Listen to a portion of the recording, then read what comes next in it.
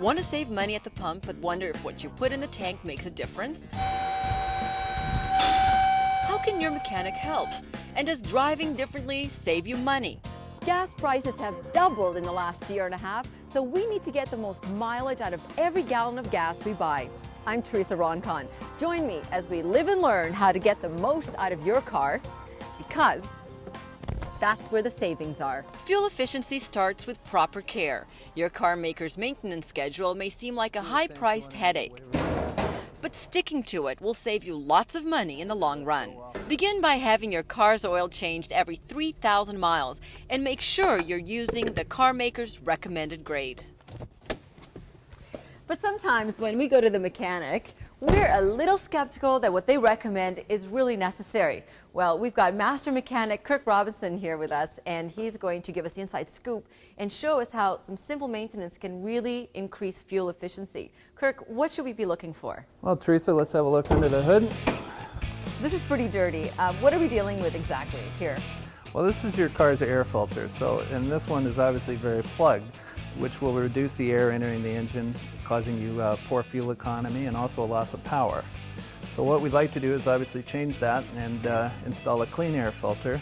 Kirk, I know these are spark plugs, but how are they going to help me save gas? Well, spark plugs are very important to your vehicle's performance. As you can see, this spark plug is basically coated with engine deposits, which is going to reduce its efficiency. And as you can see, this one's nice and clean and is obviously going to work better. Just by changing your spark plugs when they're in this kind of condition will increase your engine horsepower 8 to 12 horsepower, which of course will give you better fuel economy. Teresa, this is your vehicle's oxygen sensor, and it's a very important item on today's fuel-injected vehicles. And basically, as we can see, this oxygen sensor is quite plugged, similar to our air filter we looked at earlier. By replacing your oxygen sensor, as you can see, the newer one is obviously much cleaner. Wow. You can actually improve your fuel economy up to 50%. Next up, look after your tires. Check the pressure once a week. Underinflated tires can decrease fuel efficiency up to 2 miles a gallon. And they're also a safety risk since they're more likely to blow out. Fuel efficiency would actually be better with your tires overinflated, but you would reduce your traction. Plus, you affect the handling of your vehicle. Your vehicle was designed to operate with the tires at a certain pressure, which you find on your door placard. And get that junk out of your trunk, literally. For every extra 100 pounds you carry in your car, you're costing yourself a mile a gallon. So keep only what's essential. Everything else can go.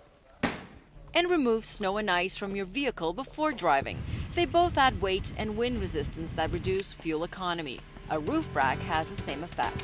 Now we're hitting the road, and with us is Brian Holmes from AAA CAA Auto Club. And Brian is going to give us some tips on how changing our driving habits can actually improve fuel efficiency. Is that true, Brian? Driving consistently, smoothly, easy on the gas, always looking around you to make sure that you're not going to have to switch coming up to a stoplight, putting the brake on fast, or accelerating, or running through an amber light.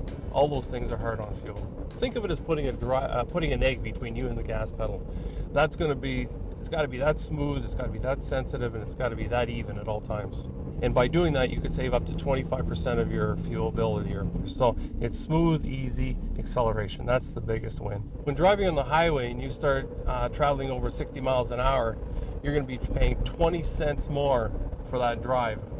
Or if you want to convert that to a percentage of fuel, I'd be suggesting you're going to burn up 25% more fuel when you're driving the highway over 60 miles an hour.